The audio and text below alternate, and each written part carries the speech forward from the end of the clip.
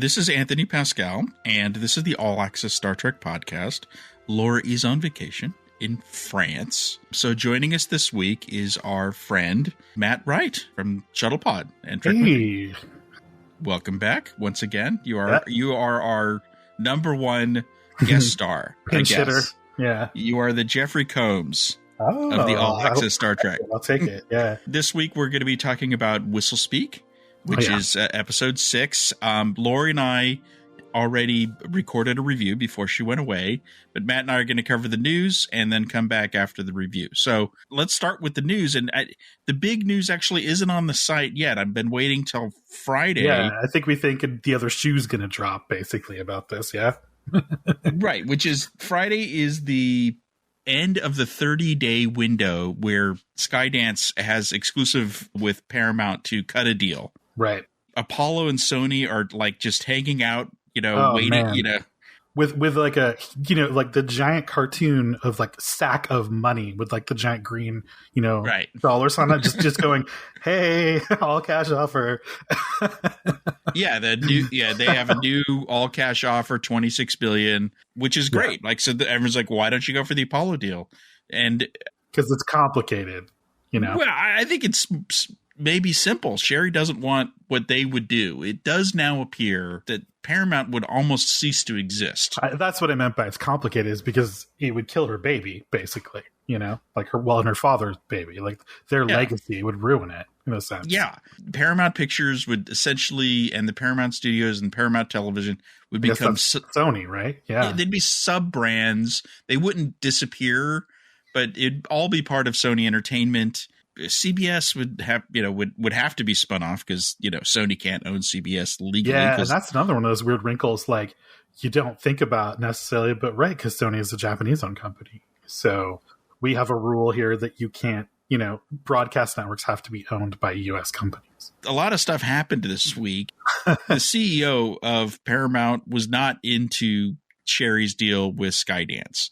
Right. I mean, fired is a strong word, but he was fired. Yeah, but he took his golden parachute and went home. $50 million. Yeah. I feel really bad for him not. And they didn't replace him. They essentially tapped 3 different executives within company, and they're calling it the office of the CEO. Right. Because David Ellison is going to be CEO once if Sherry gets her way. That's, yeah. But there's no guarantee that's going to happen. No. Watching all these like Wall Street Journal articles and stuff, right? All these other shareholders are getting lined up to push back or at least sue after the fact, right? That they didn't like how this went. That won't necessarily stop the deal. I mean, It didn't stop the Viacom remerger. They may have to pay off some stuff. Right. I mean, that's what I mean. Like, at least after the fact, there might be a lot of people lining up to shake their fist, They're like, hey. So, what does this have to do with Star Trek? It's still unclear. It does feel like Skydance would keep and supercharge Paramount Plus. They seem to be into it. They want to use, generative AI from Oracle and yada, yada, yada. So, that could be a thing, whereas Sony almost certainly would just sell it off. Because Sony currently has also played kind of neutral territory. They don't have their own streaming service. They license it to anyone. Yeah, I mean, they own Crunchyroll, but that's very niche. Yeah, that's niche. Popular, but niche. Yeah. But they are, everyone calls them the arms dealer. Right. Yes, that's been maybe better for them in the short term, but is it better in the long term? All of that is to be determined by the industry, of course. Yeah. It's still very hard to tell how the streaming wars will shake out. I mean, no matter what, Paramount needs to at least do big bundles with Comcast or I mean, in theory, I loved the idea. Not their terms apparently were unfavorable, but as a consumer, I loved the idea that like I could just have Peacock and Paramount Plus bundle. I think that it's almost certain this year some kind of almost old-fashioned bundling, of some of the will be. Announced, but that could be as simple as you get a 50% discount if you get both of them. That'd be all right, though, too. Sure. It's not ideal for the companies, I know, but yeah. You're not sharing backend. You're not sharing a single app. You're not really saving any money. Right. It's not really good for the company. It's good for the consumer, maybe, but it's not so great for the company. Yeah. So I think Skydance is better for Star Trek, at least in the short term, because they're, Now, one could argue maybe the Sony deal would be better. They would just start utilizing the Paramount IP and selling it to whoever the highest bidder, and or releasing some of their own. They would be releasing their own movies, but on TV, they would be selling to Netflix or whoever, and they wouldn't care. It's hard to say, but yeah, I mean, there's some good arguments in a way for each. So, but something's happening. Yeah, we just don't know what. Very soon. Yeah. In other semi-business news, Star Trek Discovery has been filmed at Pinewood, Toronto since the beginning. Yep. And so they announced this week that they decided to name one of their stages the Star Trek stage. Which is cool. That's yeah, very it's cool. nice. Yeah. They sent out some pictures. They actually did this technically while they were filming season 5. So there's like the cast and so they've crew. been sitting on this for a couple of years, basically, then. Yeah, since 2022, basically. Yeah. It's cool. They haven't done this. If you go around Paramount, there is the Roddenberry building, and there is a street within the compound named after Nimoy, I think. Right. Yep. They did that in 2016. But they haven't named a stage after Star Trek. I mean, which is crazy considering, what was it, 9 and 10 or 8 and 9? Yeah, all of those 8 was, they've all been heavily used. Yeah. I mean, they use a bunch of stages in Toronto, including what they call their mega stage, which is where they're going to build the Starfleet Academy campus. Oh, yeah. When you see a picture of it, you can see why it's called the mega stage. It looks very big. It's 40,000 square feet. It's ridiculously large. Yeah, they've got nothing like that. I don't think there's anything like that in L.A. I don't think there's the real estate for it, really, at this point. Yeah. Let's talk a little fandom. Oh, yeah. So, we're all sad that Lower Decks is ending with season 5, and some fans have, of course, there's a petition, on change.org, to save the show. I think most fans recognize that this is very different than the Prodigy situation. Right. I mean, they didn't remove the show for one thing, right? And they didn't announce that they were actively looking for a new partner. Right. It also got 5 seasons instead of being cut off at like 1 with 2, right? In the ether somewhere. And the fact that Paramount is in all this flux, it's just, Yeah. Well, and let's put it in like modern context. A 5-season streaming show is pretty darn good, really. Does Paramount Plus have anything that went 6 seasons yet? I don't know. That's a good question. One of those Yellowstone spinoffs probably will. Well, they'll probably eventually get there. They just haven't had the chance yet. Yeah, they're just. But I think they're more interested in just doing more and more Taylor Sheridan shows. Right. Variety of shows. Yeah. That being said, the Save Star Trek Lower Decks hashtag has been active, and some fans have put together a site, SaveStarTrekLowerDecks.com. And they're organizing what they're calling a stream-a-thon on May 25th, where they want fans to go on that date and watch Star Trek Lower Decks. They're hoping to get the attention of Paramount Plus in the way that Paramount Plus pays attention, which is minutes streamed, right? Yeah. And maybe, I think on a recent podcast, we talked about how, when Jonathan Frakes was here, he and I talked about this, and he brought up the 2-hour format as a possibility, said that that's kind of a thing that people seem to be into. And I for sure could see them doing that. As a side note, Paramount Plus has released several South Park animated movies. Oh, right. Yep. Yes, they have. I think it's a reasonable idea. I think it's great that fans are doing this. I'd love for Lower Decks to get saved, but I think people are just having a good time, and the site's really well made, and there are these social media graphics you could share and stuff. So it looks really good. Like the people behind this did a really professional looking job. I know Aaron Harvey's involved. Oh yeah, well that's one of the reasons why it looks so good. Then yeah, he's a great designer. Yeah, it's dedicated to the recently passed John Trimble. That's really nice too. Yeah. So we mentioned the PanCAN interview that we did. The event was last Saturday, 60 cities across the country, and it raised $19 million for the event in Santa Monica where the Trek team was. They were actually the number 1 team in the country. So well done, Star Trek fans. After the others. Over 200,000. So so we have an article up. There's like pictures. There's a quote from the event, of all the celebrities, and a quote from Kitty that she gave us. And Well done. Before we get into Discovery, a little bit of merch news, gaming news. You may or may not have ever heard of something called World of Tanks. Have you heard of it, Matt? I had never heard of it. I've heard of some of its like sister games because there's like a World of Airplanes and a World of whatever. Yeah, it's all the same company. Yeah. So, it's these massive online games where, you drive around a tank or a ship. And so I've definitely seen these like advertised on, late night TV or somewhere. It's like, hey, you're bored, go play this social game, this like easy to play game. It's super popular. And so they did a tie-in with Star Trek. I still think tanks, though, of all the modes of transportation, was kind of the weirdest one because we don't do tanks in Trek, really. Yeah, well, admittedly, that's true. What this little event is, it's like a 2-week event. If you're in the game, you could participate in this event, but you end up, being briefed by Kirk and Spock and Uhura and Scotty from the Kelvin. They tied this into the Kelvin movie because. Why they seem to do that a lot, especially with the casual like games. They usually use Kelvin. Which I guess makes sense because of that whole brand recognition. It's not tanks. You drive around in rovers and I know you collect. At least there's the lithium. Yeah, I mean, it looks. You know what? This looks like a silly bit of fun. They do these tie-ins all the time. They did Teenage Mutant Ninja Turtles. This is we want good big Star Trek games. So it's frustrating that all we get are these little things like this. Right. But there was a Fortnite tie-in.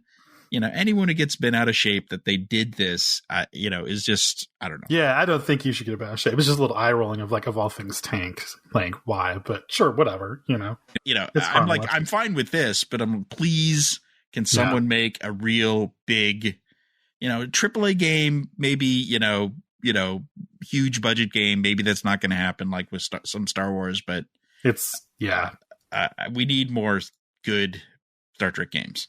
Yes, please. Let's talk a little Discovery before we roll in the review. Oh yeah. Last week we played some audio with Carlos Cisco for the episode Mirrors. The full interview's on the site. What did you find intriguing about what he had to say? Well, I was glad to hear that they at least considered the idea of Mirror Spock because, boy, they may, they have Burnham really kind of stop and hit it on the head, that's his station. He should be here. And of course, it's that whole, did you remember he should have a goatee and he should be, so it is kind of nice that at least they thought about it. Cause again, they're filming on the Strange New World sets up in Toronto, they could make that happen maybe, but Ethan was not there. He was in LA at the time, but apparently there was a scheduling problem, but it didn't not occur to them that putting Ethan in a beard might have helped. Huge, right? Yeah.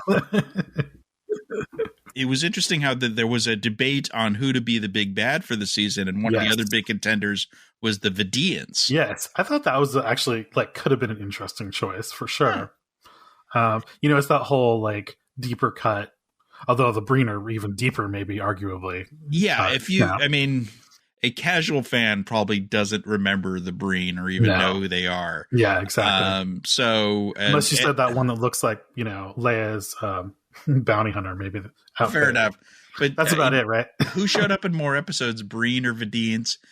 It's hard to say. I'm not sure. The Vidians were, running kind of a thread for a while through Voyager, but yeah. Well, the Breen got mentioned a lot. Yeah, that's what it is. They were very mysterious and mentioned. But how often did you actually see a Breen? Very not seldom. that often. So they were mining the lore, which is good. Kudos for that. I don't necessarily love all of the choices they made, but I'm happy that they chose the Breen and did something interesting with him at least. A little thing that I was a bit confused on, because that Breen ship that we saw in Mirrors was just a huge one, ridiculously large, but it didn't. We saw something in the previous episode when they go forward in time, and he confirmed it is the same ship.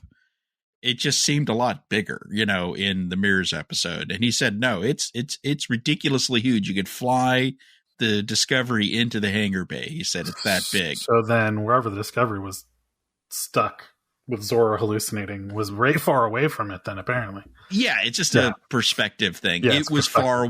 I think the thing is, it was very far away from Starfleet HQ, as opposed to like right next to it. Right. Although it kind of looked like it was right next to it at first. It did, glance. but I think it's bigger than Starfleet HQ is the point. Yeah, when you see it in this episode, a lot bigger. Yeah. Yeah. I think we're going to see it again. I mean, they didn't introduce like a giant capital ship for no reason. Yeah. So they are the big bads. It's not Maul and Locke. No. Because as we know, Locke has a bounty on his head, so he's not exactly, they lead us to the big bad who are the Breen. Exactly. So I had a chance to talk to Mary Wiseman about this episode, and that full interview will go up on the site, but I want to roll in a couple of bits of audio. Mm-hmm. The first is actually just kind of talking about what it was like shooting the episode.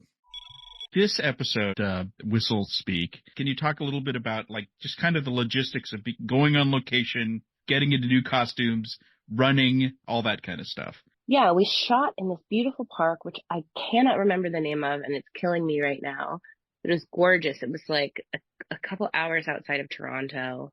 Just a beautiful, expansive park in Ontario. And I especially spend so much time like on the ship, getting suddenly like plunged into a really natural environment was really fun and engaging and different. So I loved that. And then like getting to do sort of a classic Trek episode where we go in disguise as the native aliens was fun. It's first time on a prosthetics trailer, which was dope. Got to meet all those people who are awesome. And it was just like really, really fun. You mentioned the prosthetics. Like when you saw the script, were you nervous about? I mean, because Doug spends 3 or 4 hours in there. In the old days, it would get extensive sometimes when they did these go on disguise assignments. To be honest, you had it pretty easy. Were you worried? Couldn't agree more. No, I mean I couldn't agree more. I didn't expect it to be too extensive just because of the nature of the episode, because there would be running and stuff, be very time consuming. But I think time wise, we lucked out. We had like henna on their forehead. So, it was pretty easy breezy, but I was still excited to look different and get a little bit of an alien do, because I haven't really had one in the series. Yeah. I mean, this is one of the few times it feels like they really got to go on location. I mean, we know they do periodically, but it was nice to see somewhere that wasn't that quarry. Yeah. That they love a little too much. I think that's probably the park they used for the episode where Saru was running through the jungle and stuff like that. They actually had to redress it in that one to kind of make it more jungly, but it's probably the same park. Oh, okay. That kind of makes sense. I was wondering about that. So they made a faux jungle there, basically. Yeah. Anyway, it looks great. It's native parkland. That was nice. I did like as she admitted she really did have it easy because yeah, no heavy prosthetics this time. Yeah, which I think she's glad of, obviously, because I would. Imagine even Who Watches the Watchers level of prosthetics would be. Even so, you had the forehead and the ears. Yeah. When we roll in the interview, our review later, Laurie notes how her hair changes when they beam down, and wasn't sure if that was a I assumed it was purposeful. That's funny because just like as Mary even points out, like 32nd century technology, you just beam down, reassembled with your disguise in place. See, I didn't notice that the little face painting was added. It was as they beamed down. So it was, but kind of like she said, it's almost more like a henna tattoo. It's fairly light at times and hard to see. Yeah. But in theory, they could beam you down to a planet and you'd look like a Klingon. Like that's I think that's the implication, isn't it? No more going to sick bay and having the doctor do cosmetic surgery, like in the old days. Yeah. So I couldn't ask her about Academy because she's not going to talk about it. You can't. But you can sure have a clever question that Tries to ask about it. Here's my attempt to ask about Academy without asking about Academy. If this isn't the last we see of Tilly, as the character evolves, what do you never want to let go of? What core aspects of Tilly should be eternal, as it were? No matter like how much she grows or matures, you mean? Yeah, exactly. Yeah. I think it's like something about the way that she thinks and puts information together. There will always be a flightiness and like a continuous like thought pattern for Tilly that will make her feel a little quirky and a little different. And that will remain the same forever. And what changes is her own comfort with herself and the way that she operates. I see what you did there. The whole, if this isn't the last time we see Tilly, kind of hint. That was clever of you. And she very nicely sidesteps it and just has a really nice little thing to say about, the quirkiness of Tilly, that some people love it or hate it, but a lot of people, I mean, I enjoy her quirkiness, so I'm pro Tilly, but that's Tilly. I mean, she took the question seriously. She's put thought into this. She kind of lit up when I asked the question. Mm-hmm. It's the closest we're going to get to her confirming that she's on the show, because she was talking about Tilly's future after Discovery. So that's as good as we're going to get. Yeah. And I liked what she had to say about what is eternal about Tilly. That's right. And she's a kind of unique thinker, and that will always be the case. With all that said, let's roll in our previously recorded with myself and Laurie talking about Whistlespeak. All right. Our review for Discovery episode 506, Whistlespeak. Fun title. Yes. What is your big picture overview on this one? It's funny. It's very much like kind of a bog standard next gen Voyager. Let's go to a planet, meet some aliens, deal with the moral quandary, resolve some issues, and off we go. Yeah. It just happens that it fits within the season plot, and they run a couple character stories in there. Yep. Yeah, so I liked it on that. It's not my favorite of the season. I think I liked the previous 505 more. I like this one more than 505. I thought, first of all, for a lot of the reasons you just said, like it felt very much like a Star Trek episode. I thought some of the incidentals were fun, like that crazy ritual with the thirst was kind of hilarious. And especially as they found out each piece of it unfolding in front of them, like, oh, everybody's putting this thing in their mouths, and then, oh, God. So I thought all that stuff was fun. And I thought the biggest thing, I enjoyed the story, and I thought they were trying to explore a lot of big things, like they were exploring the Prime Directive itself, right? Religion and spirituality and science, the thing they used to, as you've pointed out, they used to claim season 2 was about, and it wasn't. But it is an interesting topic that they're looking at now. So I really enjoyed it, and I thought it looked really good. There were strong themes for sure in this episode that picked up both stuff from the season, but this one, they were definitely sending a message about spirituality versus science and how they can work together, which I thought was a good message. Well, I have to say that had particular resonance for me personally, because I am a Jewish atheist married to a practicing Christian. Like, this is my marriage. Right. Like, I don't believe in religion, and he believes in it very deeply and actually reads the Bible to study it and listens to podcasts with theologians talking about those things and plays music at church. So, and I'm total opposite. And so exploring this particular theme, and especially through the big ideas, but also the very specific couple of Culber and Stamets. I guess I'm Stamets, but but I found it really intriguing. And there was a message here about a subtle message, I think, about fundamentalism. There were the people who wanted to keep this ritual going, and I guess Discovery came in to say, you don't need to do that anymore. I mean, I think one of the things that makes this episode work better or not is whether you see the twist coming or not. And I kind of picked up their, because of the religious thing. I'm like, as soon as I heard about the race, I'm like, this is obviously going to end badly for the winner of the race. Yeah. Well, they also tried to play some music to alert you to the fact that things were not what they seemed.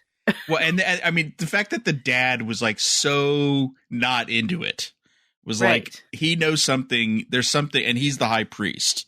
So I'm like, it's not going to work out well. And then the older woman is like, and I remember when my friend won. I sure miss her. Yeah, I mean, there were many clues along the way. But Tilly, with her closed mouth thing, it was like, sacrifice? Like, right, like so she only picked up on it when they're in, when it's over, when they're in the vacuum chamber. Although, why didn't she just leave the room?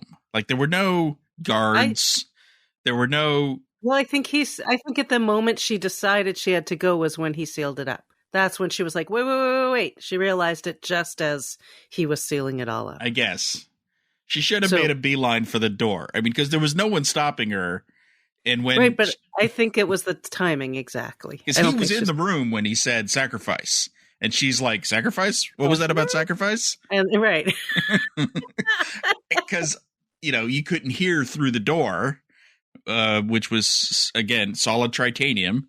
Right. Which reminds me, they had in this episode really good reasons for not being able to beam and then being able to beam. Like they're not always, they've been sort of messing that up lately, like near the rocks, in front of the rocks, behind the rocks. But this, they were like, at first they couldn't.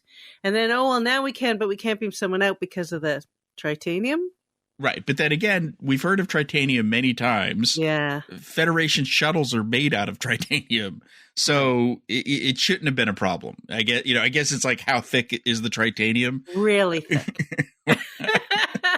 But that's my biggest nitpick is, why didn't the Denobulans ever go back to this planet? And, they set up this thing that needed maintenance.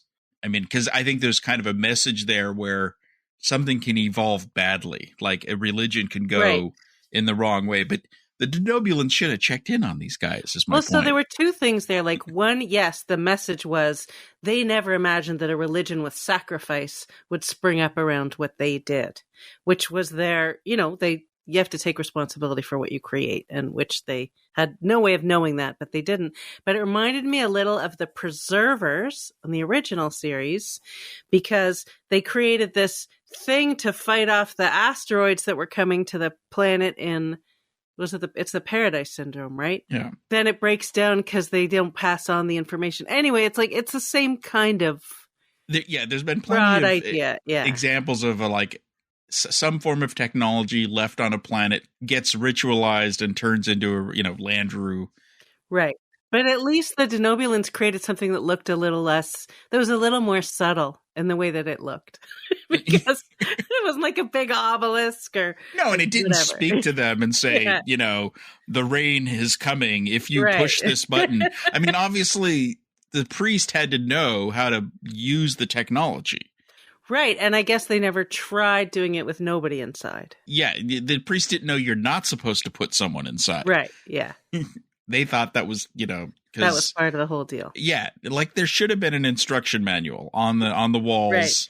Do not leave anyone in vacuum chamber. Which is sort of the point. Like, that's sort of what they were saying, is like, you can't just show up and create this thing and leave and assume it's all going to work out. Yeah. I mean, it raised great questions, because if they hadn't shown up, all those people would be dead. Yeah. So I thought it did a nice job of asking questions and understanding that you might not be able to answer them properly, that they're questions that need to be fully pondered. When they arrive at the planet, I thought I had a little smile as Michael was so excited about the planet, and the way she describes it's like, this society has no status, no class. Yeah. The 3 genders, and I'm like, this is just like it is a liberal coastal elite. Like, this is but I think they knew that, like, they were describing it that way on purpose, almost to be like, this seems idyllic, but then they showed how actually even this idyllic seeming place has these rituals which are holding them back, as it were. Right. But I did like her enthusiasm at the idea of a culture that didn't have classes. Yeah. That was interesting. What did you think of the retinal tricorders? Yeah, I don't know. Did we know that was a function before? Or I don't think we've seen those before. Like, first they mentioned the subcutaneous transponders, which I was like, oh, that's from Patterns of Force was the first time we saw those. I always think of that. But then they mentioned You mean subcutaneous communicators? Yeah, like they called them transponders, I think. Or maybe I'm just reliving my original series moment. I think they called them communicators here. But that was, we've seen that kind of thing. Yeah.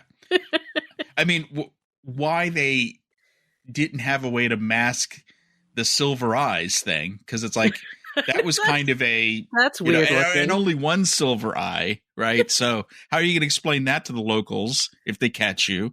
Right, like in that sense, like just something they put in their pocket would have been just as effective. Yeah. Except that I guess, you don't have to worry about someone else getting a hold of it if it's in your eye. But it was fun.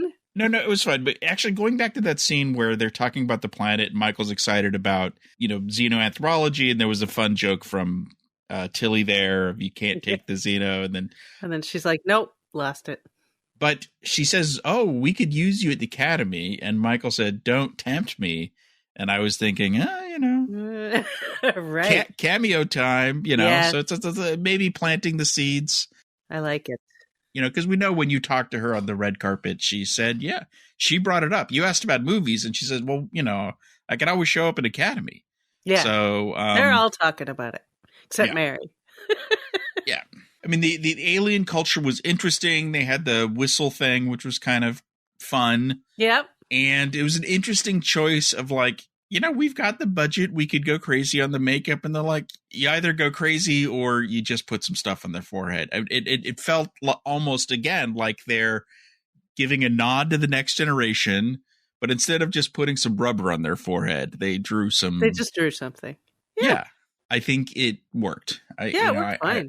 And I also, I always love a good old-fashioned visit to a planet where everybody more or less wears the same thing. Right. and they did some real location shooting, I mean, they're actually going places this season for the most part. No, I thought it looked great. Was there any stuff in the volume? I don't think so. Oh, well, the scene with Book and Culber, I think, was probably when they're in the shuttle bay, which they has to look. Yeah, that was weird.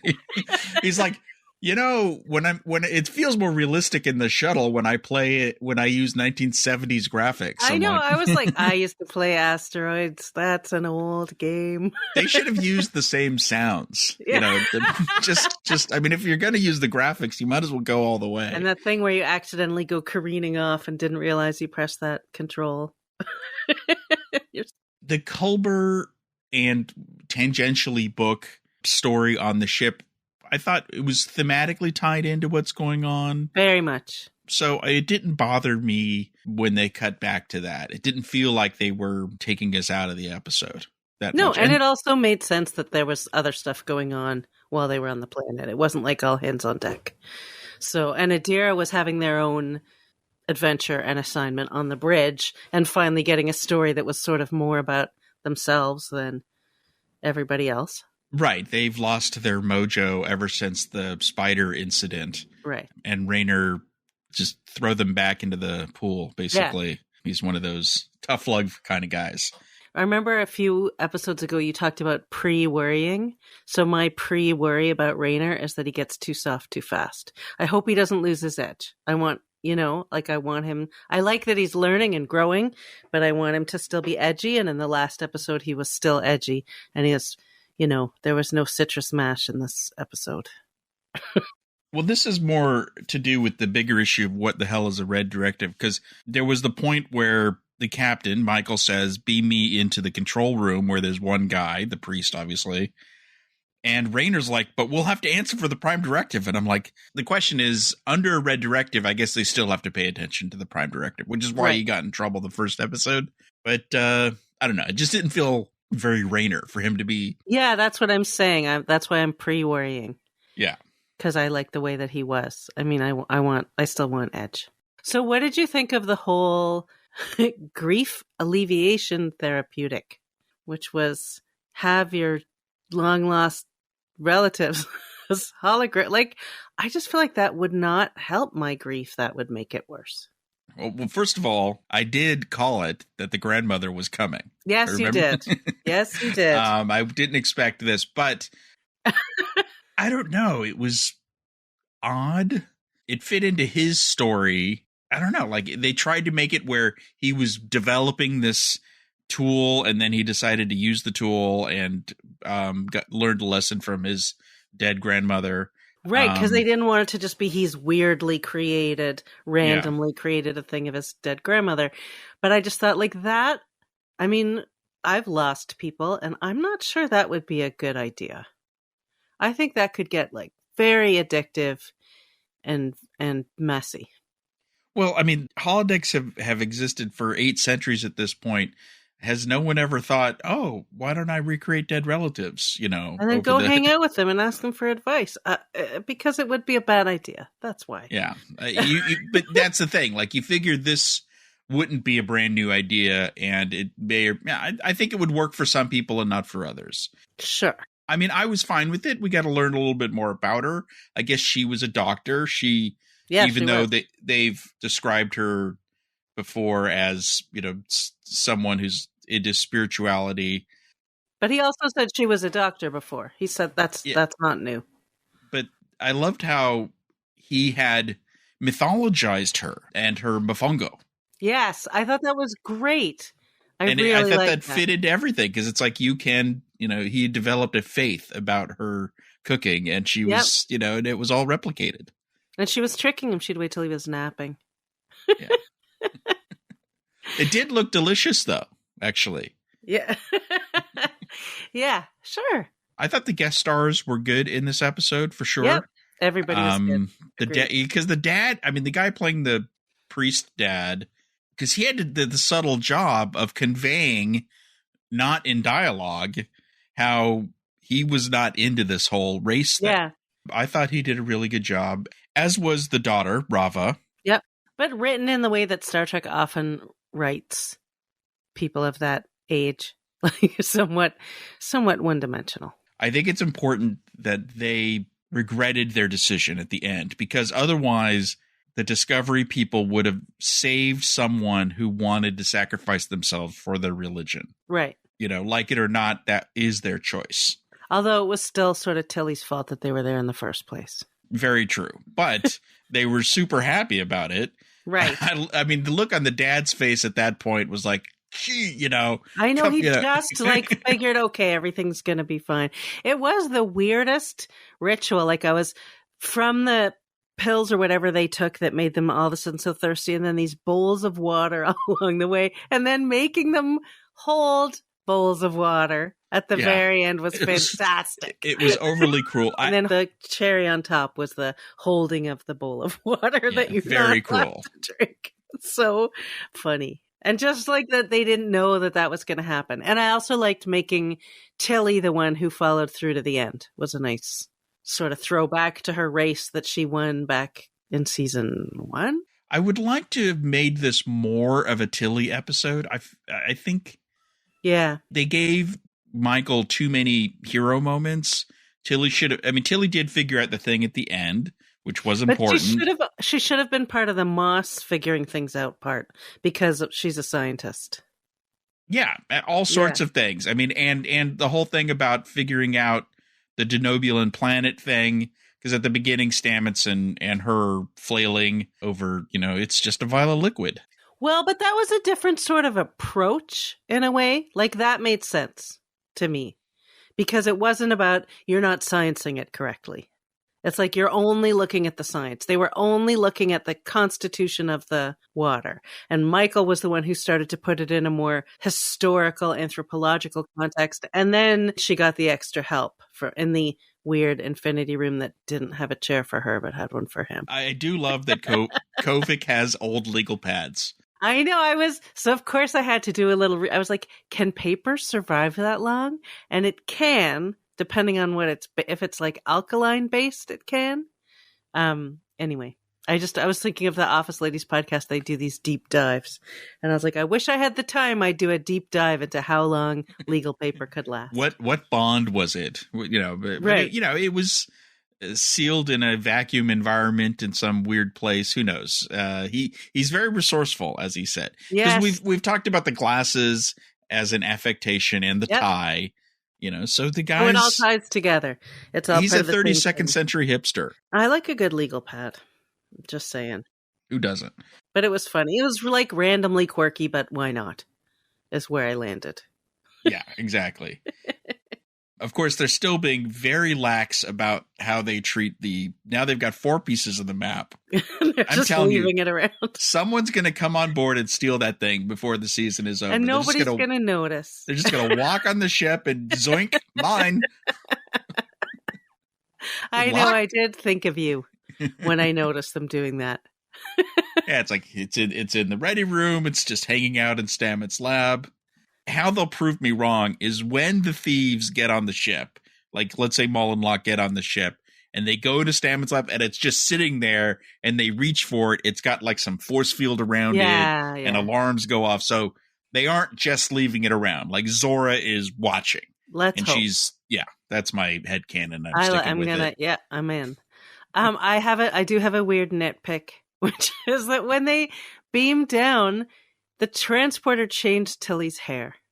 Oh, God, I didn't even notice that. It was actually different. Like, I went and I was like, wait, wasn't it down more? And then I was like, that is a weird thing to have the transporter do. Well, Zora decided that this style would be more appropriate for the planet. Right. Sure. And there you go.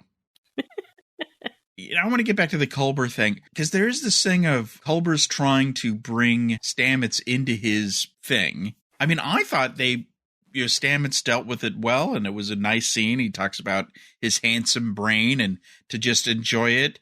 But Culber seems to come away from this feeling like there's a problem there until Book says, well, sometimes you could just have something on your own. But I didn't. Paul is trying. And No, but I got it, because at the very end, like first Paul says have fun with it, which was nice, I agree.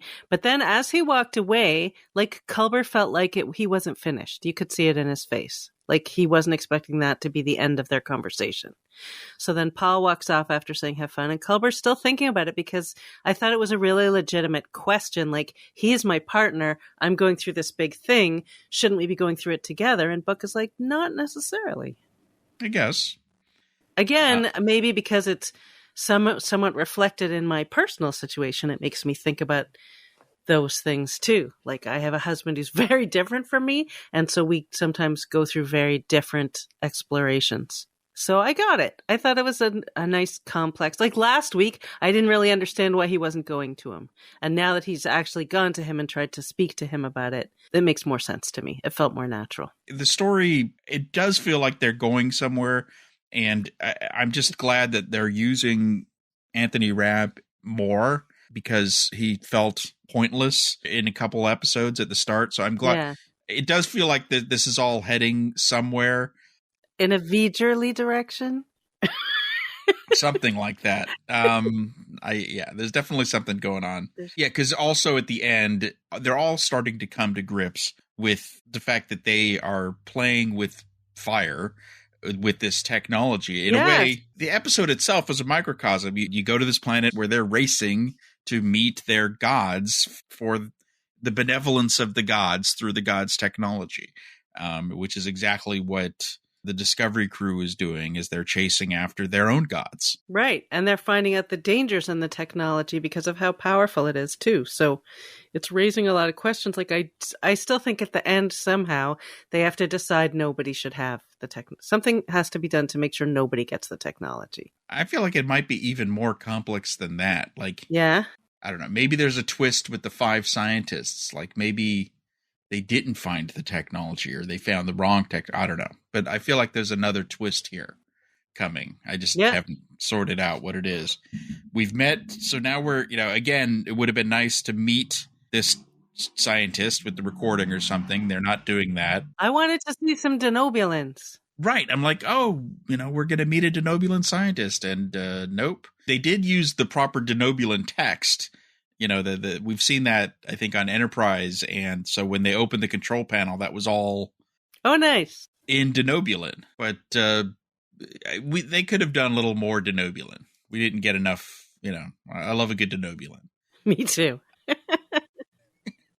I mean, I'm not saying they need to bring in, John Billingsley, but something. I would vote for that. That would have been a bit of a stretch. Oh, I know. I just personally love John Billingsley. I think we always need John Billingsley. Well, okay, that's true. Just true because I personally adore the man, but but yes, we did need a Denobulin. That would have been fun. Well, so that reminds me. So I did look at all the names on the legal pad. Yes. So the one we haven't seen yet is Betas, or well, we haven't seen them, but the one we haven't really talked about yet is the Betazoid one, whose name is Marina, by the way.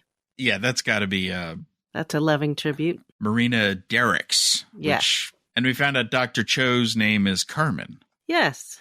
A Terran, who we still wonder how she lived for over 100 years. She was very old. Well, she looked like DeForest Kelley in the Next Generation. There you go. Okay, how old was Bones at that point? Over 100 for sure. Yeah. So on the high side of 100. Oh, no, that's something else. We are way off track. Okay, what were we talking about? But I think it's good that we're in a place where episodes of Discovery make me think about the original series in a good way. Yeah, it's making me think more of Next Gen, but I get it. Yeah. Or Voyager even. Yeah, no, little touches of everything, for sure. And I did just like that was it the final shot? Or close to it, of just Book and Culber like hanging out on the shuttle, eating food, trying to be chill. Like there was something really nice about that. I really enjoy the combination of those two. Yeah, this episode, there's no fight scenes, there's no shooting, there's no... Maybe that's why I liked it more. Yeah. Yeah, they weren't going for the action. I mean, there was tension when Tilly was going to run out of air, is pretty much the most tense moment, I guess. Or when the old woman was dying and they were like, should we use our, technology to save her? Right. And then there was a sound cure, right? Like that was a weird, interesting thing that made Michael pass out. Like, I feel like had they had more time, they would have learned more about the sound cure because that was very interesting and strange. And I think they would have had a deeper conversation about the Prime Directive and what it means and how to deal with the fact that Michael decided, screw it, I'm just going to beam in. They're like, we've got all our technology, and they're like, no, we got this covered. No, I mean, musical therapy is a real thing. Those bowls are a real thing. Yeah. Although it's more a modern idea. Ancient Tibetans didn't use these to heal each other. It's more alternate medicine, healing crystal type stuff. But that's the weird stuff that you saw with the little waves and stuff. That's like a real thing that happens. There's like a scientific explanation for that. No, I thought that was interesting, actually. Yeah, there was a lot of stuff in there. I just felt like it was a very rich episode. Rich with big ideas and rich with small moments and quirks. But still no Saru. No Doug. Yeah, I mean, it's obvious he was not available for the middle of the season. They aren't talking about characters that aren't there to... They should do that. Like, oh, I just got a call from Saru and, the wedding planning is going great or whatever, I just got my invitation. Well, that would make it seem like he's really not doing anything important. Well, they could have, I'd rather hear, we just heard that Saru has solved the problem of resources on these other planets or whatever. Right. When they went back to Kovic could have said something like Ambassador Saru, was instrumental in us getting this list together, that kind of thing. Yeah. He gifted me this legal pad, whatever, Saru's been saving legal pads. Yeah. No, I agree. I want to feel his presence. But hopefully he'll be back in the next one. He'll be back for at least the finale. Did they mention? Did they try to pretend Oo and Detmer were in this one? Oh, they're returning the Enterprise. Yeah, they're they left in the last one. I thought this one was also good that they had a couple of different themes going through it, but they didn't try to make it as neat and tidy as they usually do, like by repeating it over and over. Like it was kind of about commitment to each other, but it was and kind of about how there's more than one path to the same thing. I thought it was not as heavy-handed as they can be sometimes. I agree, but they were trying to do something with Tilly, where Tilly was having this crisis kind of with one of her students, and in a way, Rava became a proxy. The Rava-father relationship was a proxy for the Tilly relationship with this student. I don't feel like that wrapped up. I'm not like, I'm not sure where they were going with that. And I guess that's a bigger thing. But, you know, if this is a Tilly, there should have been more about Tilly's story, not only her solving scientific things, but more about what's going on with her at the academy. Maybe we could have seen this student. There could have been a message from her or that guy she's in love with, apparently. I mean, well, I wouldn't say in love with, but starting to, you know, flirt with. But, whatever. But the point is... I think the point was that she has an issue. Every time she started to talk about it, something got in the way. And so I think they're just saying this is going to come up and it's preoccupying her, but she is prioritizing what's going on right in front of her, which actually made sense to me. Because she dropped a kind of big deal, which is apparently students are leaving the academy. Yes, which she had touched on a few episodes. She was talking about the mission and how it's hard to make them understand and care about the mission a few episodes ago. So I think they're just dropping little bits of this along the way until they have time to fully address it. And I don't know that I would have wanted them to address it here and now in this episode. I'm not sure that was the place for it. I guess, but I'd like to, you know, in their wrap up at the end, it felt to me like it was more important for Michael and Tilly to kind of loop back to that, and they didn't. I mean, because, you know, who leaves the academy to go on a cargo ship? I mean, it seems important. So I assume they're going to bring this back.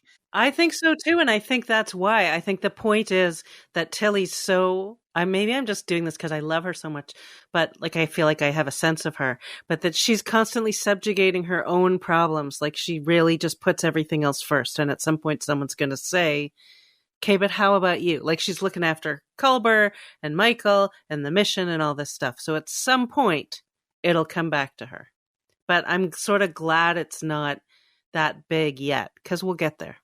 Yeah, no, I mean, I don't know if I have anything else. You know, solid episode. Early on when they said that this structure of their season was going to allow them to do more episodic things, you know, that they are really, this is one of the seasons where they are delivering on the things they said they were going to do. Yes. This is exactly what they said they were going to do. And this is, you know, something that they should have been doing, and I'm glad they're doing it.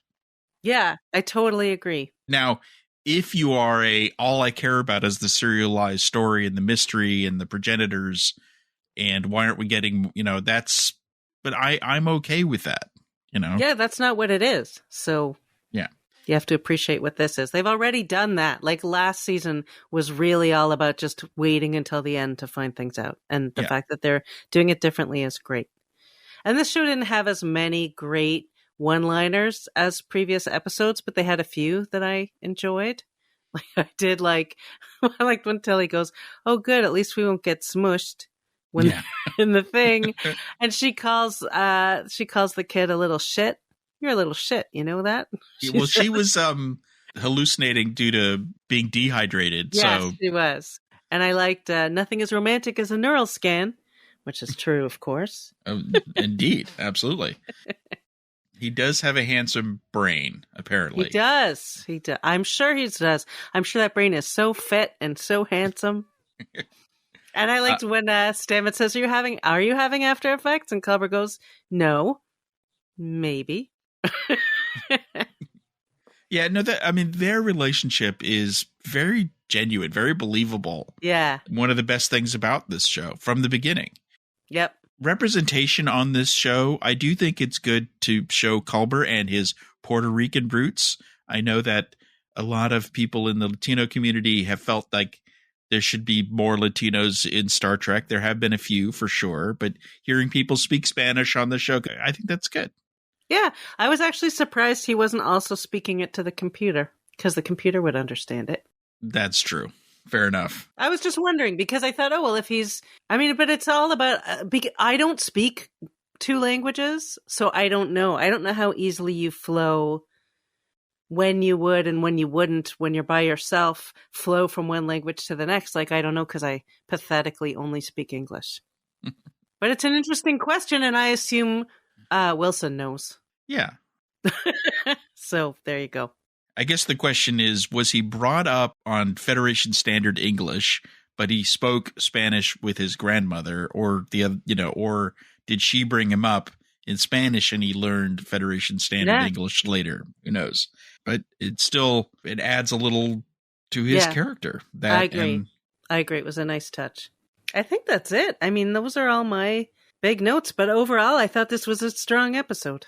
Yeah, maybe I like it more now. I mean, you sometimes get me to like something even more than I liked it to begin with. So, congratulations. You won me over. Not that I disliked it, but I like it more now. Yeah, well, I think there was a lot of stuff in it. It was a nice, rich episode. Oh, one other line I loved that I forgot was in the Infinity Room when Michael says, "Here I was thinking you were born in here." She is a little snarky. I mean, this gets to, obviously he's not like her boss, but he kind of is. Well, he's one of those nebulous, we don't know what his position or rank is. Yeah. Because she wouldn't say that to Vance or the president.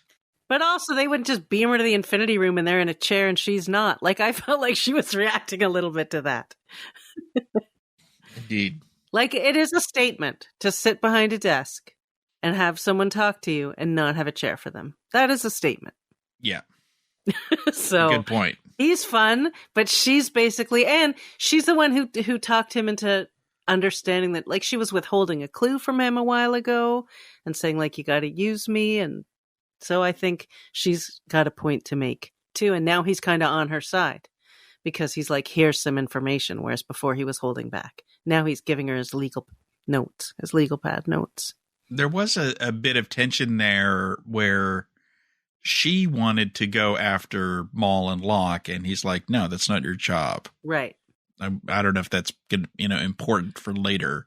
So why are they still going after them if they have the pieces? Maul and Locke don't have anything. Just to stop them because they know they're after it. Right. There is a clue that they have from the Beta Z, and so at this point they could go follow that clue or go find Maul and Locke. The Federation should go after them.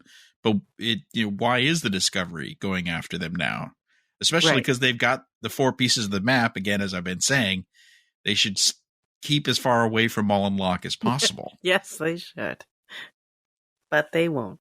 Because they're the adversaries. If they just said, well, we're passing them off to unnamed people. Generic security people.